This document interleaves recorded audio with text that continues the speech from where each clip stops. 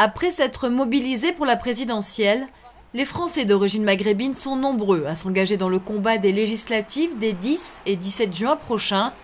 Une bataille dont l'enjeu est capital après la montée en puissance du Front National, soutenu par 6,5 millions de Français lors du premier tour de la présidentielle. Devenue troisième force politique du pays, elle est devenue l'ennemi public numéro 1 à écarter pour le candidat Vert PS de la 8e circonscription du Nord. Cette droite-là, on voit à quel point elle est capable d'organiser la division, d'organiser au fond une forme de guerre civile au sens idéologique en banalisant au plus haut sommet de l'État les thèmes xénophobes, les thèmes racistes qui ont été portés historiquement en France par Jean-Marie Le Pen et sa bande de nervis. Autre parti, même combat. Siham est-elle en lice pour la 9e circonscription des Français de l'étranger sous l'étiquette Modem.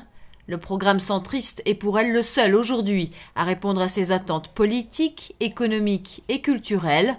Un programme républicain, empreint d'ouverture dans un pays en pleine crise identitaire.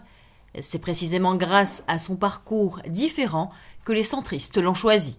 Depuis l'âge de 16 ans, je suis impliquée sur les relations bilatérales en ayant initié des coopérations décentralisées dans un premier temps, créé des structures, ayant été aussi au comité de pilotage de l'Université internationale de Rabat, qui dans un premier temps était France-Maroc, et on a réussi aussi à apporter ce rayonnement international.